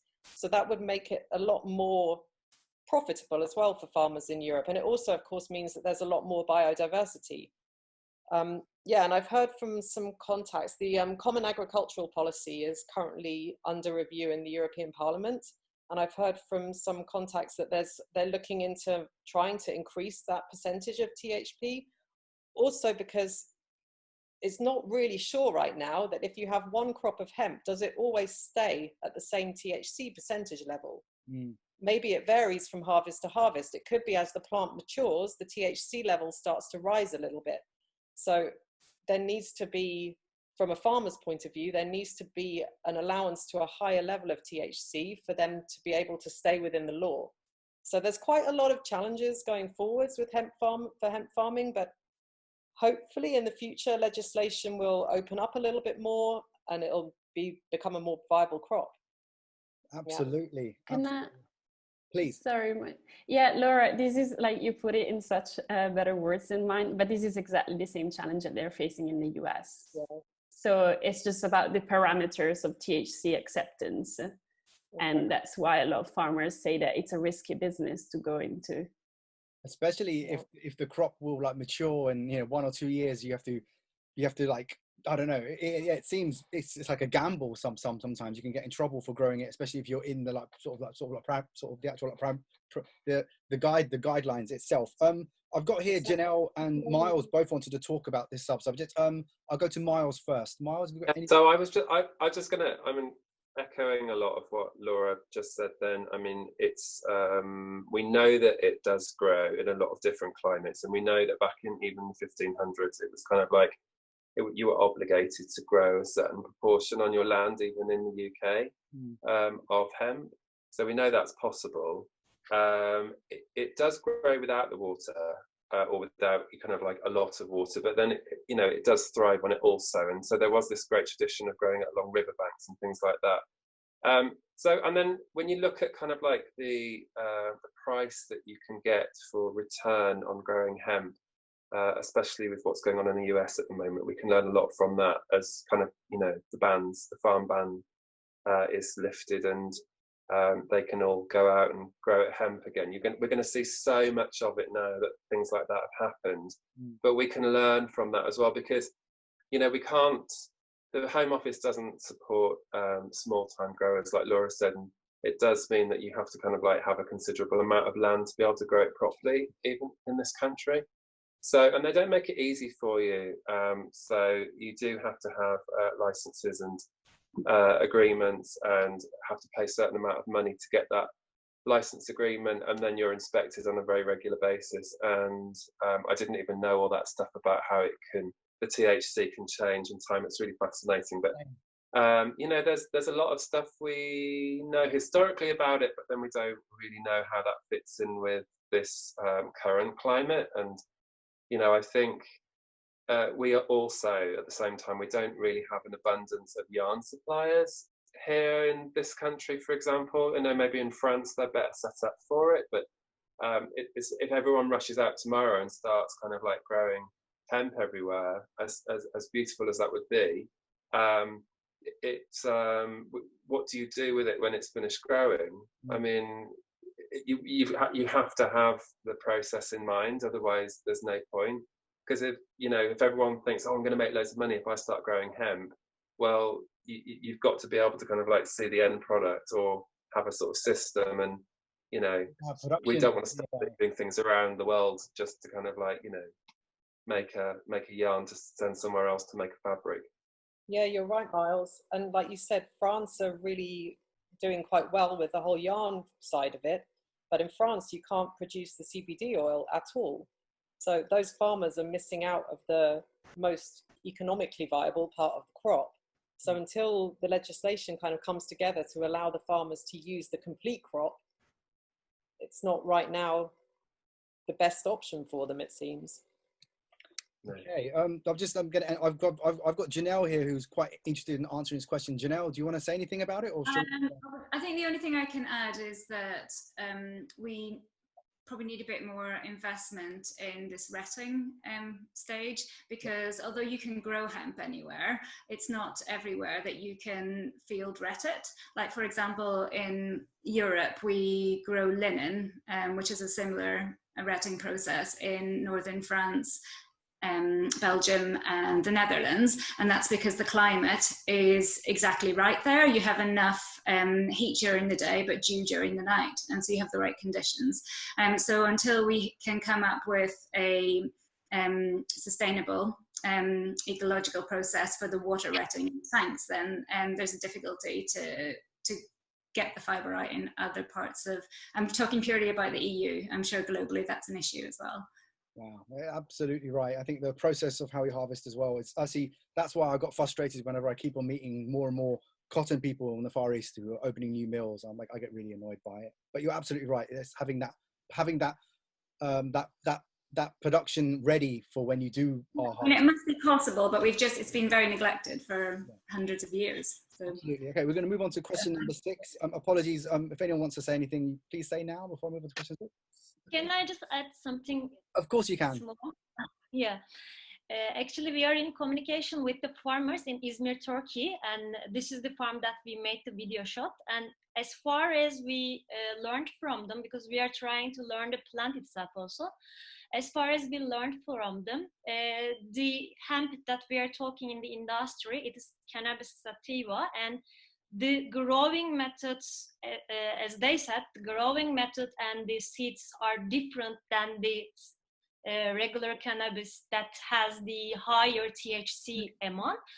So as Laura said, the THC level, actually tetrahydrocannabinol level, which is the psychoactive level, it is less than 0.3% in the industrial hemp. And according to the farmer said to us, due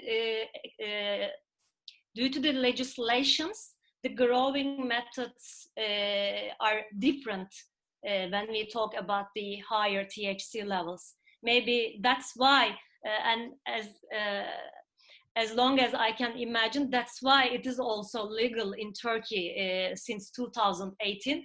Otherwise, I cannot imagine how to grow hemp in Turkey also. That's why I just want to add the detail. No, thank you. We're so, we've got 19 questions. We've dropped off some customers, obviously, because they could probably only join us for an hour, but I'm going to carry on because I think it's so important. So moving on to question number 6, are there any stories that concern us about hemp? Or it could be myths or stories that are quite funny, which have been like debunked now. So let's just go with, let's start with like Janelle this time. I think you want to hear one specific story, don't you? Oh, please. Anything that's quite funny would be nice to hear. Okay, so yeah, I have very recently been, I was inquiring about hemp with one of your close competitors in Europe, and there was only about 20% hemp in the mix of the fabric. And when I inquired a bit more, the sales rep, this was actually at Kingpins, no, it wasn't at Kingpins, it was maybe at PB Denim or something. The sales rep told me that it could only be 20% hemp in the blend because that's the maximum that you could include in the blend before you would get high. So I think that's the kind of information that we're dealing with, and misinformation we're dealing with sometimes. Absolutely. So Garvita, have you got anything to add here about the misinformation? I had a similar funny story where I was advised by somebody not a mill, but one of my colleagues who was very concerned if they could wear hemp clothing and go to Thailand, or would they get arrested? So, you know, there's that whole myth and that fear sort of built around hemp as to, because of its connection with, of course, the psychoactive THC in it. And I think it's really important to debunk these myths and the story that we need to tell about the fact that industrial hemp is different, you know. So I think that that's really key as well, to tell that story.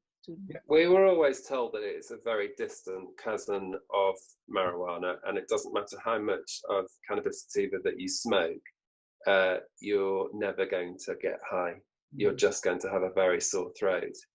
I was told a similar story about banana skins when I was younger. But anyway, so end on like Zanura again. Anything, Zanura, that you've had from some of your clients or customers who've asked you silly things, or you're educating people, of course, when you're selling your fabric? So there must be quite interesting stories you must be hearing. Of course, first of all, they are asking about THC level, and then we are trying to explain them. You cannot get high while you are wearing your hemp denim. It's obvious. And apart from that, we are trying to explain the plant, the history, and the byproducts. Like, as you also see that we created some hemp proteins, like we supported with we collaborated with a startup. They are creating hemp proteins in a university's lab. So we made a collaboration with them, and then we are giving these proteins as a giveaway to our customers, and also we also deliver it during London Fashion Week too. So we are just trying to explain the story, trying to explain the history, the plant itself, and also the current usage of it. I had some water hemp protein in my smoothie this morning. Yeah, I'm doing it also. Amazing. I make some natural botanical skincare, and I use hemp oil in there. So, yeah. Wow. Okay, let's move on to question number 7. It's a technical question, actually. How has it been using the old style wet spun hemp versus the new cottonized hemp? So let's go straight to our technical expert, sort of Zinur at Orte. Thank you so much. Actually, we are not using wet spun. We are using cottonized hemp. But if we need to compare wet spun, you can create a specific look and feel with wet spun. I'm totally agree with Miles and Laura. We love also this specific feel and look. But when in terms of the comforts and when we need to talk about the stretch fabrics, we believe that cottonized hemp, with the cottonized hemp, the usage area of hemp getting wider actually. That's why the mills prefer to use cottonized hemp. And most of the mills have the short staple spinning mill, and it is not possible to use wet spun in a most productive way. So that's why we are using cottonized hemp. And on the other hand, it is possible to create stretchy yarns and stretchy fabrics when you use cottonized hemp. But the product, the outcome, I think it's totally different. So I think it's not the best choice to compare the final product, because they are totally different processes. But when we think about the sustainability process, as far as we know, during wet spun, you need to wet the fiber and then dry it later on. So it means you need to use extra water, and then you need to use extra energy. And then if you want to make the bleach, you need to use also bleaching agents, or if you want to make the yarn softer, you need to use the softening agents. That's why when you compare the processes, in terms of these additional processes, we can say that during the production, cottonized hemp can be more sustainable. But again, it's better to say that I think the outcome is totally different, and we also love the aesthetic and the heritage look of the wet spun, although we don't use at the moment, since we are closer to cottonized hemp with our expertise and with our technology and facility. Okay, but you could also, you know, develop fabrics that do have both wet spun and cottonized in the same. Of course, it can be developed, and it is being developed, I'm sure. keep it that. It will be hard, I guess, but yeah, it is possible. Okay, that's cool. Let's go to Marzia now. Obviously, Marzia, she might have something to say about wet spun and cottonized. Marzia? No, I wish that there was someone here that could add a bit more, but I was talking to a supplier that I worked with in the past, and they were saying that they've worked with hemp since, I think, 20 years now, and they are trying to do hemp entirely in Italy, from crop to to textile. And what they're saying is that they're processing hemp in the woolen machines, that they're being readapted, so it's nor wet spun or cottonized hemp, and they can achieve 100% hemp with that. And what I've been told from him, that is not, it doesn't really focus on denim, but it focuses on a higher level product, sorry, not to diminish denim, but a finer, let's say. And what he was saying about cottonized hemp is that in his opinion, it represents a lower quality, because it's often and correct me if I'm wrong, from Orta, that you need to have a shorter, like the hemp that you're using, you're basically mechanically breaking it, so you lose the quality of it in a way. Wow. And it's like saying ring spun or open end, and it's like an open end. Right. Is that correct? I'm just like putting together everything that I've heard, but obviously haven't worked on a product yet. But spinning, we need as much as closer length to cotton in order to mix it with the cotton. Otherwise, it's really hard to spin it in our machinery, and also it's really hard to weave it in our machinery due to this length differences. So that's why maybe we prefer cottonized hemp, because it is much closer to cotton that we used to work with. Maybe this is the main reason. There you go. So obviously, the question arises: should we be speaking to our technical friends in like Toyota or whatever to develop these newer types of spinning machines that can use wet spun hemp and then develop a completely different type of hemp completely? And obviously, Marzia, you're talking about a newer process which is not wet spun or cottonized, which is quite remarkable. It's the first time I'm hearing about it now. So thank you so much for sharing that. There was a question around it, by the way. Someone from the public was so many questions. We'll get to them as well. Maybe we can look at them now. Maybe I can't look at it right now because I've got it on a special view where I can't look at the questions. But if you wanna say it out loud, then maybe we can get to that question now as we're on the subject. I don't know if anyone wants. It was around the woolen machines, if they can be readapted. So there's definitely someone that is doing that. Wow. So that's just that comment. Okay, cool. Miles, would you like to end on this sort of question? Well, I mean, I think it's just really interesting that we're obviously just in our infancy with what we can do with hemp. And so here we're just looking at two examples of wet spun versus cottonized hemp. And obviously cottonized hemp has been invented to simulate cotton as close as possible, which I think, for me, really looking at the differences between, because there are parallels between cotton and hemp, and we're definitely looking for a strong, like not a replacement, but just a big friend to cotton with hemp, I think. And, if that's what you have to do to hemp to make it blend and spin and mix with cotton, then so be it. But it seems like you're sort of taking a lot of the really great things about hemp away by kind of like breaking it in that way, when actually it's a stronger yarn when it's longer. But if the wool machines have then been adapted, how many other machines are there out there that could also be adapted to work with hemp in alternative ways? But we're just learning now, so who knows what's going to happen. Exactly right. Who knows what's going to happen? Question number 8. This is about price now. Hemp yarn is still quite expensive.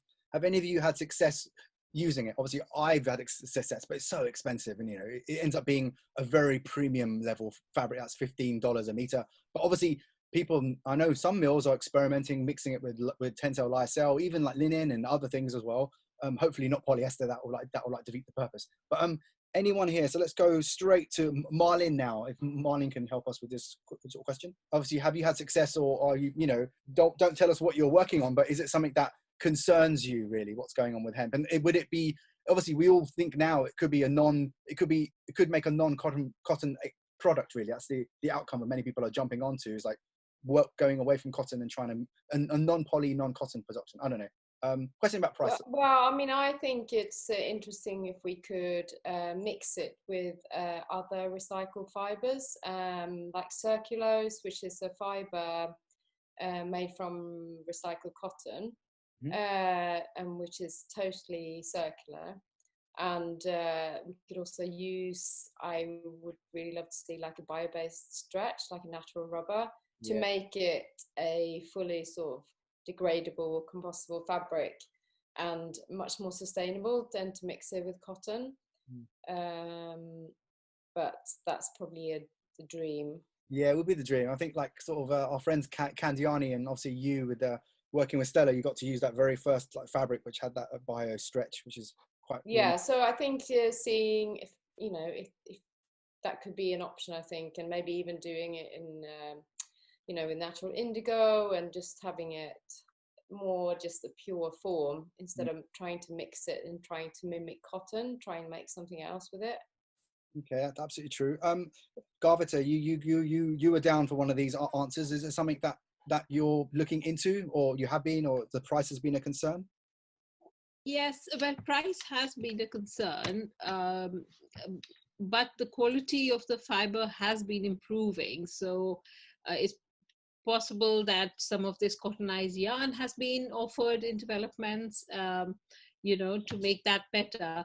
But I think I also agree that to try and use as much of this fiber in a fabric, I think is the way to go. Yes, I think combining it with sort of closed loop fibers like TENCEL adds to that circularity aspect of it, and it does add to the softness as well. So if there's any functional blends, I would say it would be nice to use. But if we can retain some of that aesthetic of the hemp, it would be great. But the more cottonized fiber we are using, then we lose that. So this is like a balance, could we use some of that spun, but maybe retted with enzymes, or, a more circular process where we are not impacting the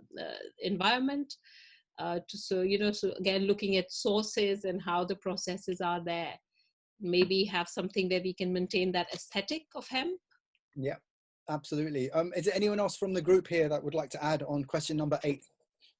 Yeah, can I just say, I'm sorry, I feel like I'm talking quite a lot, but I think the more people start asking questions to suppliers of fabrics, that they can try and blend hemp with other fibers as well. And obviously these days we want to kind of keep all the naturals separate to the crossing over of synthetics and naturals, because then they're just not compostable or biodegradable. But just looking at the kind of like two ends that I've got here, which is really coarse rough hemp garden string, which I use all the time. But this amazing yarn supplier in Italy called Cariaggi, they have cashmere and hemp, which is absolutely deliciously soft. So I mean, there are things that you can just dream it up of something that you want to do and try and find a way to incorporate hemp into the blend.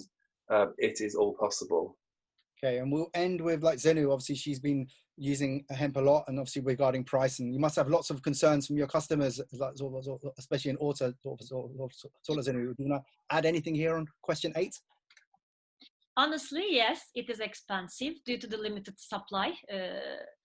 And what we have done so far, we mix it with cotton, recycled cotton, and finally we made 20% hemp and 20% recycled cotton, because we don't want to increase the amount duty without losing the strength or durability issues. That's why it was a kind of optimum for us for a while. And apart from that, what we are doing right now, we are also combining 30% hemp together with TENCEL lyocell. And that at the end of the day, we are planning to have the 100% non-cotton, including fabric, for the lower impact. These are the developments that we have done so far, actually. Okay, nice one. Anyone else from our group here who wants to add in about question 8 before we move on?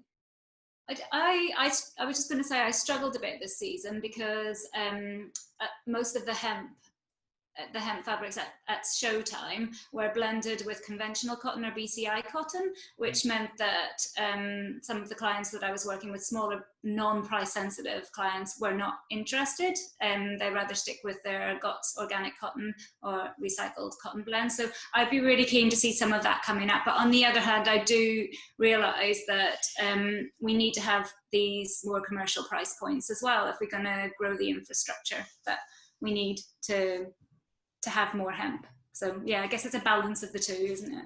Absolutely, it's a balance, but it's very interesting, especially because all of us are experimenting with it, and it's going to be really interesting, even in the next 6 months or after COVID, what kind of amazing developments each of these mills are going to be doing. And it's going to be quite lovely to see when we're all back at trade shows again, hopefully in October. So it's going to be quite fun. Question number 9. This is quite an interesting one. Obviously, hemp was made illegal in the early 20th. Was made illegal in the early parts of the 20th century, mainly due to a combination of misguided prohibition, colonialism, of course, negative marketing.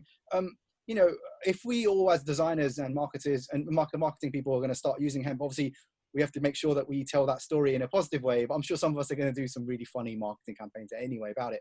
How are each of us, if we are going to be using hemp, how are we going to be made aware of hemp's positive impact?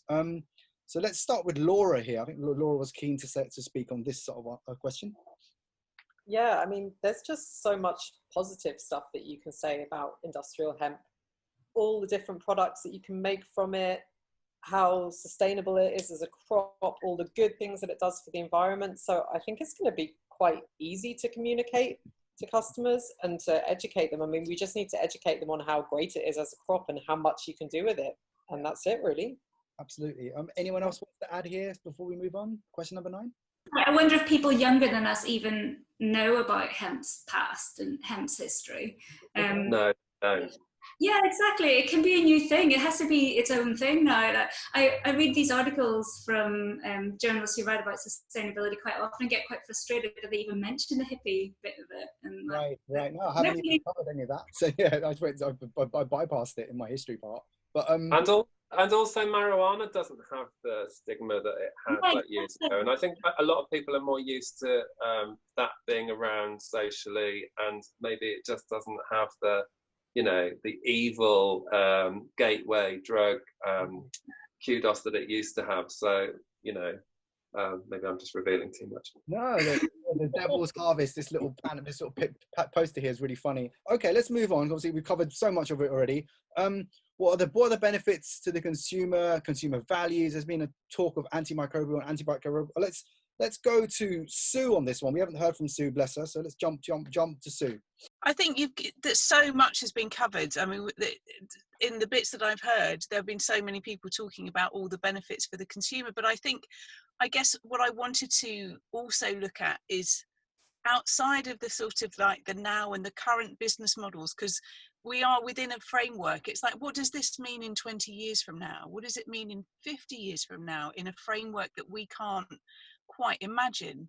And how can we bring those benefits towards us? And I think it's also sort of thinking about a future consumer and what might be relevant for them. And I know that there was something, I did a project recently, and one of the people that I worked with, Wrangler, David Tring, I know there's 3 people from Wrangler here today, but he was saying that after 9/11, what he remembers was that there was so much of a call to heritage narrative, to nostalgia, and that one of the things that came out of that was, I think it was 2001, so it would have been there was Adidas Originals started. We went into launching the Wrangler Bluebell collection, where we brought out the first full garments from 1847, 1947.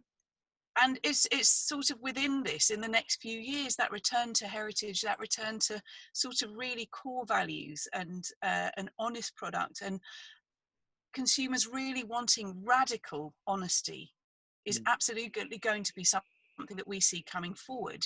So all the amazing narratives that we've highlighted today as a group, whether it be on the farming side or just all of the other wide uses, it's such a huge benefit. And just trying to understand how this might look in sort of the next, in the near future, but also changing landscape in terms of agriculture in the wider future, I think is really interesting. Absolutely right. I love that's a bit blue sky, but I think it's something that Miles was saying about mixing cashmere and hemp. Somebody's got to go there. You know, you've got to go and reach out of the norm and bring it towards you. And I think that's the thing. It's like, as consumers, we're all sort of in this incredible sort of dynamic relationship with everything that's around us. Like the stuff that, what are our screens made of that they're watching this today? What are the chairs made of that we're watching this today? We have no idea of the supply chains that have gone into that. So bringing some of that towards us, and the education that might come into schools. I mean, I'd love to take this into schools and talk about hemp. The kids would go nuts.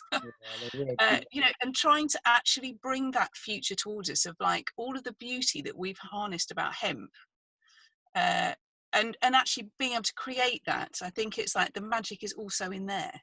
Yeah, spot on, absolutely spot on. Anyone else wants to add on question 10 before we move on? So I just want to say that today the customer, the consumer, whether it's fast fashion or other business models, really does value the impact of what they're buying.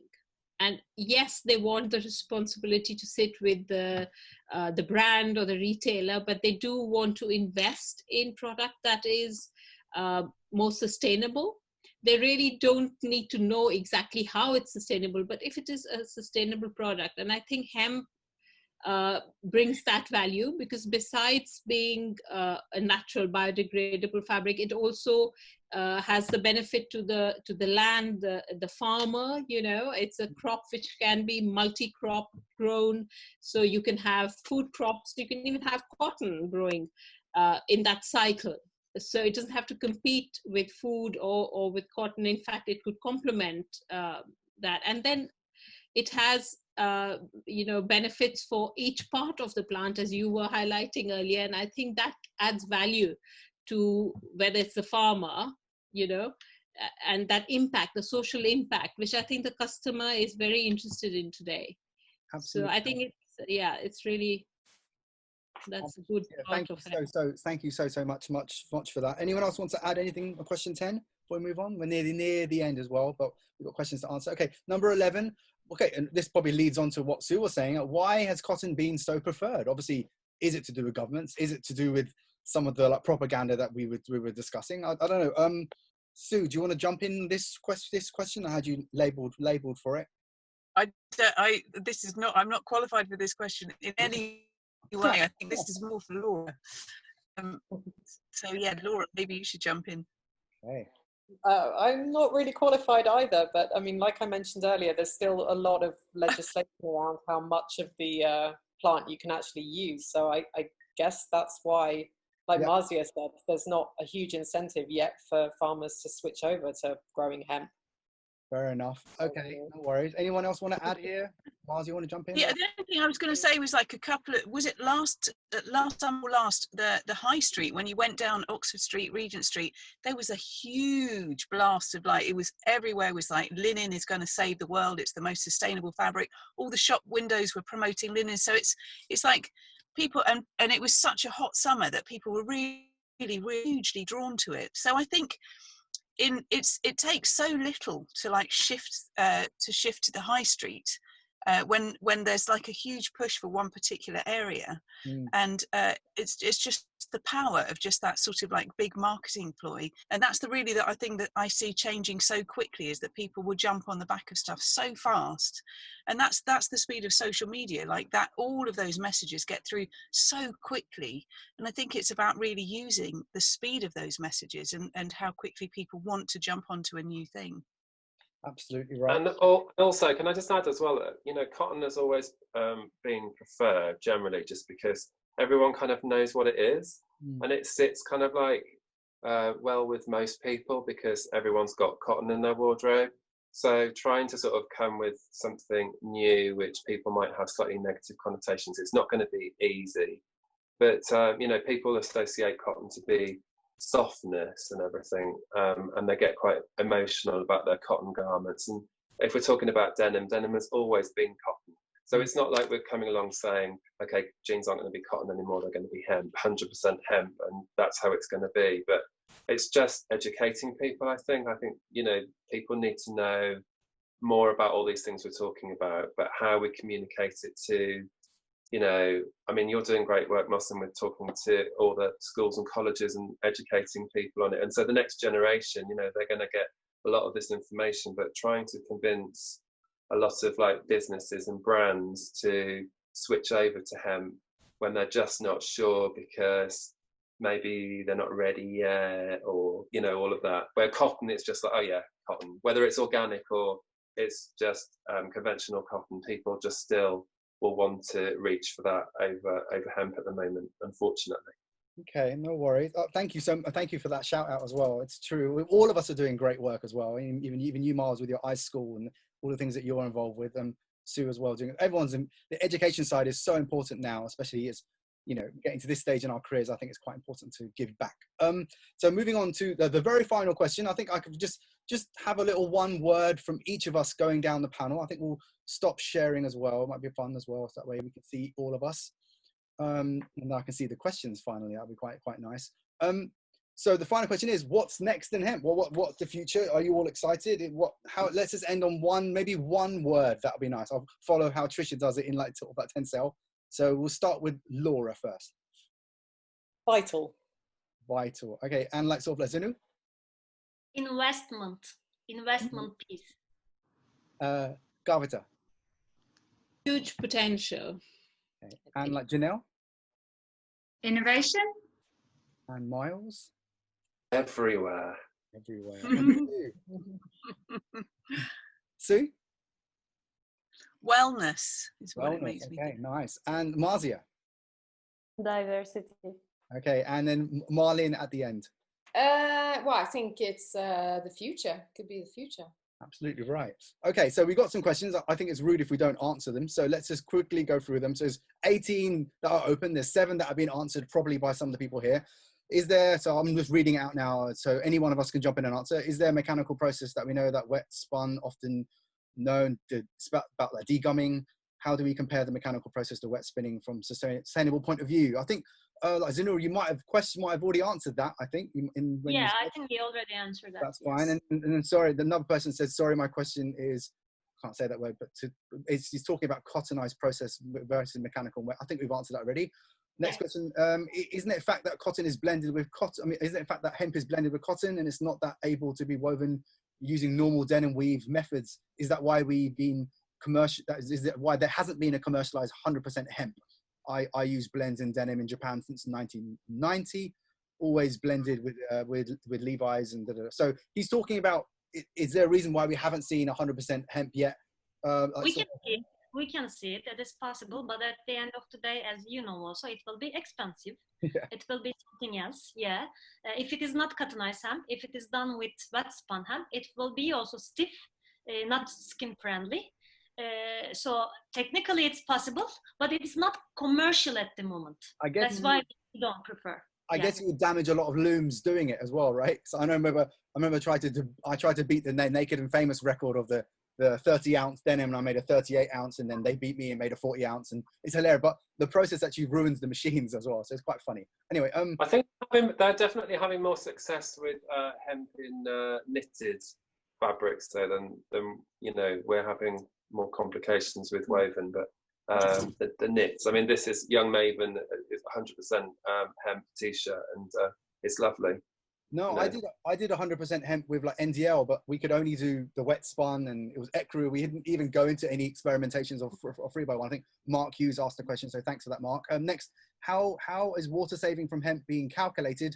Do we have enough data science to back up this for larger supply chains? So I think Marzia, I don't know, it says Marzia here, but I don't know, maybe it's directed to her, I don't know. But anyone wants to jump in? I just was saying that a lot of data points that we have on water and cotton and hemp, it's really comparing apples with pears, because it's data from 2005 comparing with the data from the 90s, and technology evolves and everything. And I think we really need to put a lot of investment in research in impact data. It's not there yet. Someone does a PhD in it, so that would be quite nice. Someone does a proper research on it for 4 years. So the water saving one, thanks Erin for that question. Amit's asking, can hemp be considered a source for viscose fiber instead of wood from trees? So I guess you can do that. Yeah, that's true. We're all nodding here. Of course you can get, that's fine. Christina Wong is asking, how does the process of hemp differ from like linen? I've always thought hemp was similar to linen in spinning.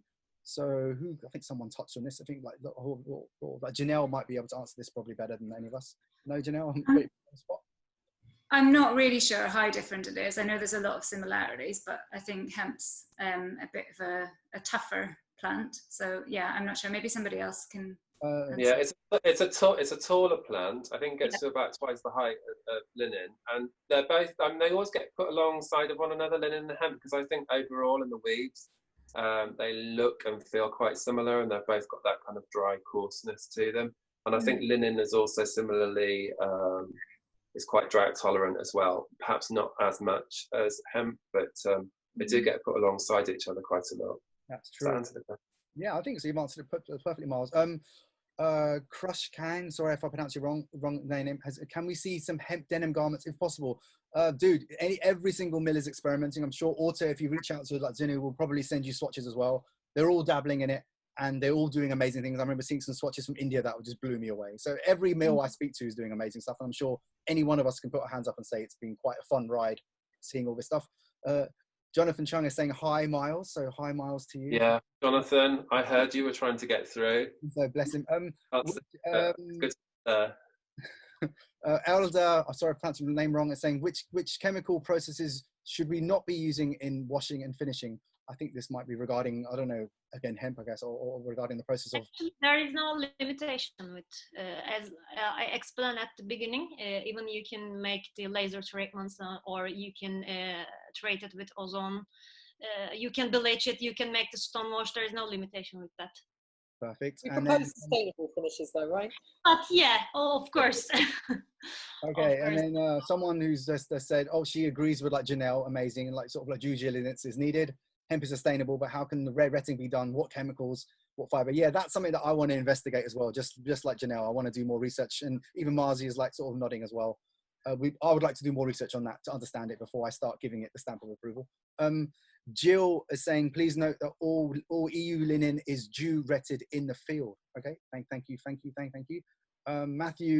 Matthew is saying, random contribution. I read, I think that Gillian Edam's book about sting to Spain. So I'm saying, is our finger, I can't say that word, deteriorate, involved from hand twisting, retting hemp. So yeah, he's just probably just, yeah, true. Okay, nice. Oh, Jill's also said another question. Metals there, because I think that's also going to be a fiber that combined with hemp in the future could be a big interest. Nettles, yeah. Nettles, yeah. I always joke I would like to do like a dandelion denim, but no one's taking me seriously. Yeah. I don't think it's got some fibre to it, dandelion. I know you have to have a whole. Someone wants to come and farm the nettles around the back of my house. They could probably make a party. Yeah, you have to have a supply around of the whole of England to make I don't know, a couple of thousand meters of it. So Jill saying it's great to have hemp grown in Europe at the moment. It's done in a very small way. What do we know about most of hemp grown in Europe? Short fiber used in paper and rope making. Anyone want to comment on that or nod to what? I think that's true. Someone saying, can someone extend the process of impacts regarding chemicals input, please? So yeah, I think that might be a general question. Yeah, I'm not too familiar with the chemical side of how you get it, but yeah, there are some harsh chemicals used, I'm sure. For washing side, yes, but for fabric production, there is no additional chemical that you need to apply during the finishing. We are making the regular finishing process with hemp or without hemp. There is no limitation with that. Okay, cool. Can I ask a question? Because there's been a lot of talk about the bleaching process, but I was always told that there were some actually quite sustainable peroxide processes that maybe could be done instead of, because obviously bleach, every time you say the word bleach, everyone goes, ah! But there are like safer ways of doing it. Am I right? Or of course, yeah. There is some substitute chemicals instead of the regular bleaching agents. But again, you can treat with ozone instead of using the chemicals. But if you want to use the sustainable chemicals, it's possible to do the bleaching with the hemp fabric. Okay, right. So, I was just going to ask to Zanur as well. I've heard that, and maybe it's a historic thing, but caustic is used in the degumming process. Is that a myth or a truth? Or? It could be right. I have no idea about it. Maybe honestly, I don't. Back to you have to ask. We are not doing the degumming process. We are buying after degumming in the cottonized form. That's why it's hard for me to answer that question. Yeah, but it could be right. Yeah, I don't know. Cool. Yeah, no, I've always thought, with hemp, I've always think, why did they bleach it? I like the natural color of it, and especially if you put it in the weft or something. So for me, it's always a bit odd when they bleach it. I know they want to make it look like cotton, so that's probably why they do it. Another question is, why do we consider making viscose if we help overcome hand feel problem? I mean, hemp plant instead of trees. So a similar question as before. You're saying, why don't we make viscose from it? Yeah, I don't know. I'm not too, even though I consult for lensing and those companies that do work with viscose. But yeah, anyway, I don't know. They are doing it, I think. Yeah, they are doing it. Yeah. Someone saying, thanks, Laura, for your answer. That's good. Which mill from India? I think it's Anuba. I think they're the guys who I got some swatches from that are amazing. Someone else. And Arvind are doing a lot of it as well. We can't forget Arvind. Yeah. So I didn't even put them on our little panel a bit earlier. Whoops, Daisy, in the little square. I'm going to get in trouble. Thanks, Laura. Hopefully we'll have the whole plant and can maximize the source. That may help costs come down. So there've been 8 questions that have been answered, but they've been questioned already. So that's fine. Should I read them? Just to have them on this panel might be nice.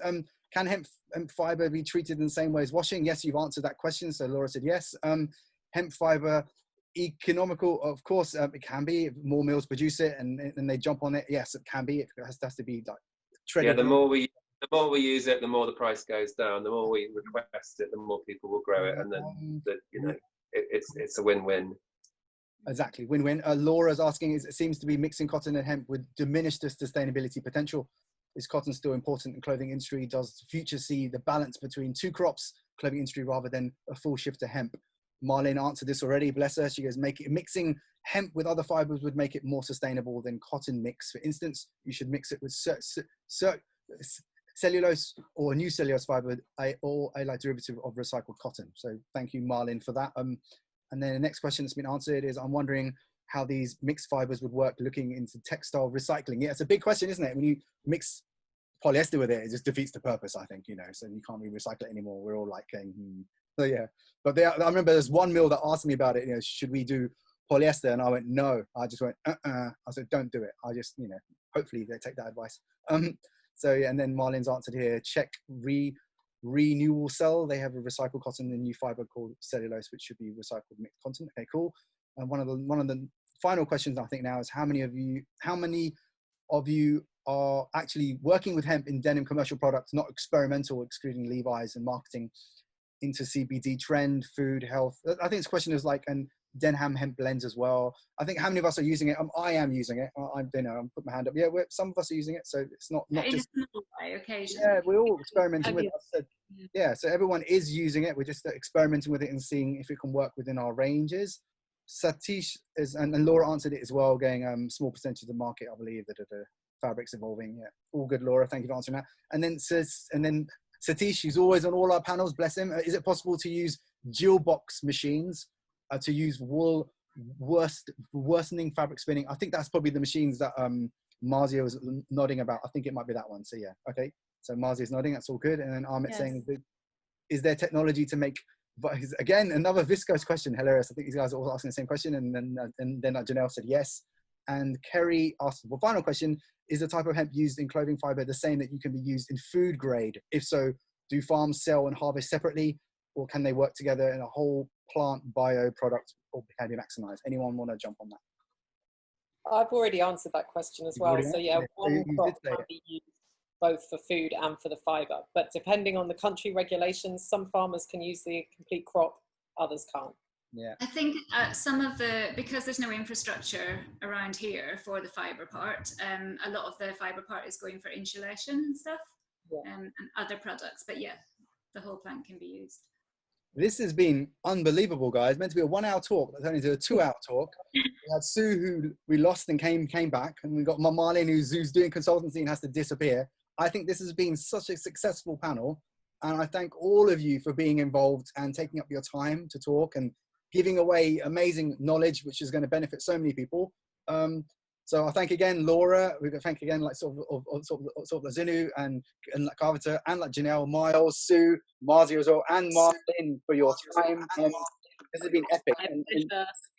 And yeah, and I just want to thank you again. Obviously, this is all going to be recorded. It's recorded now. It's going to be edited. It's going to be on BlueLens as well as my Denim History YouTube. If you want a copy of this, just ask. I can send you a link once it's finished. And yeah, watch out for all of these. All of the links will be on YouTube. So I'll link back to them if you want to talk to any of them. You can do. And thank you so much. This has been amazing. And hope you've all enjoyed it. Yeah. Bye. Thank you so much. Thank you so much, Mohsin, for organizing. Thank you, Mohsin. That was fun. It was fun, wasn't it? Okay, cool. Anyway, Thanks a lot, Mohsin. it's a pleasure. I'll turn it off soon. And thank you so much.